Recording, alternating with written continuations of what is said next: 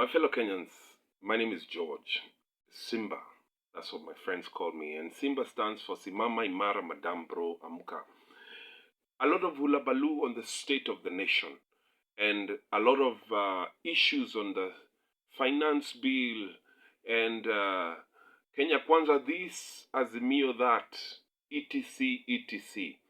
I have a thought, and God put this in my heart some time back. I'm an engineer by profession, got my engineering degree from Moi University, and also had my master's from Daystar University.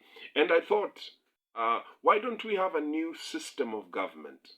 And we call it Trinitocracy, whereby we fuse democracy and theocracy together, put them together to form a Trinitocracy, whereby we have majority rule and we have principles and values that we all believe and subscribe to coming together so that there is equality across the board, or rather reaching out to every citizen in this country.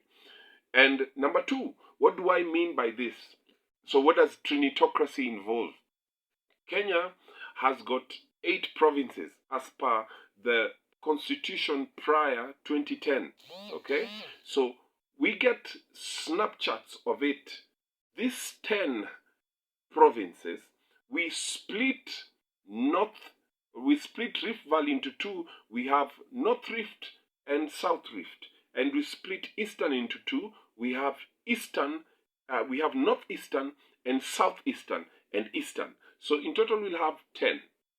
Then we establish offices. For example, now there is State Lodge Mombasa, State Lodge Sagana, State Lodge Nakuru, State Lodge Kisumu. We have 10 councillors, all right? 10 councillors who will sit in these offices permanently. Of course, they'll be appointed in etc., but we have a permanent status, okay? Whereby, or rather, the offices become permanent, as in they're permanent for the council, all right? Then these 10 councillors will be the ones sitting in the cabinet. We forget about the cabinet secretaries and the CAS. We forget about all that. And the PS and etc. We scrap that out. County commissioners, chiefs, sub-chiefs, we scrap that. So we have this team of 10.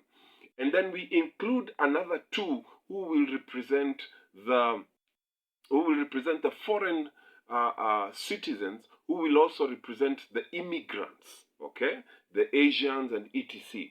Okay? They are not the original black African, all right?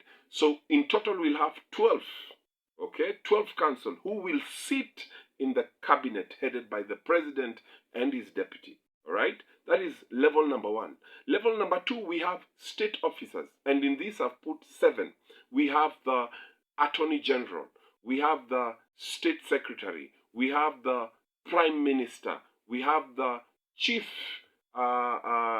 Justice, we have the Finance Secretary, and then we have the Defense Secretary, and then we have a special position, we call it a State Mediator. 7. So we have 12, then we have 7. And then after that, these ministries, they will be under the Prime Minister. And we establish 49 of them with specifics. For example, we have Ministry of Education held by Mochogu. Instead of having the Ministry of Education taking care of colleges, primary schools, and high schools, and etc., because you find Mochogu is everywhere. Yeah, he's in the primary schools, he's in the universities, and you'll find a lot of inefficiency. So we split them. We have the primary department, we have the secondary department, and we have the university. Okay, so that in fact, actually, it is a way of devolving government. It's basically an advanced form of devolution. Okay, so that group will be held by ministers. Not ministers. They'll be held by state women. We call them state women and state men who professionally qualified to run that system, not politicians. Okay? Let the politician be the prime minister. All right? So we have devolved that. And then we come to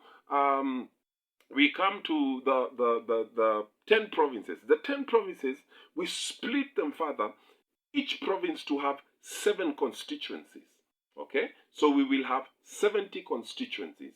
Okay? Note that the what do you call these guys called? The MPs, right now they are 290. Bring them down to 70 to head the 70 constituencies. Okay? Then in each province, we have the normal counties. The counties will go on. Probably we add 2 more counties so that there are 49 counties. Right now there are 47. So the governors will still be there. Then the constituencies to be further subdivided into 7 wards. Okay? So that those 7 wards are headed by 7 MCAs. Okay? And then we reintroduce the mayor. Okay, office of the mayor. So these chiefs and sub-chiefs and county commissioners, all that to be abolished, and let the mayor, okay, who will be the president of a ward, will be the MCA, okay, but then the mayor will be under him, more of a permanent, not really a permanent, but it will not be a political office per se. Okay, so that way, and then you make that the last administrative position for the country, because we are in a digital technology. We don't need these chiefs and sub-chiefs and etc. We can be able to govern using technology. All right. So that is my submission, and I'm very, very sure, confident that this will be able to sort out our mess as a nation. My name is George. Think about it. Trinitocracy. How about a trinitocracy? All right? In my next clip, probably I'll talk about what we can do. Because I talk about, I look at, for example, I look at the basics. Yeah, right now, Raila is talking about high cost of living. How about we introduce something called basics bill, where we split everything in this country. We categorize everything in basics, we have comforts, and we have luxuries, where basics are not taxed at all. Okay? And then the current 16% to be reduced to 12%. Call it comforts. Okay? Then to be the comforts now, the taxes begin at the comforts level, 12%. And then the luxuries, put it at 24%. So give everybody a flat line, standard flat line, where you can be able to, as a Kenyan, proud to be a Kenyan, where you can be able to eat.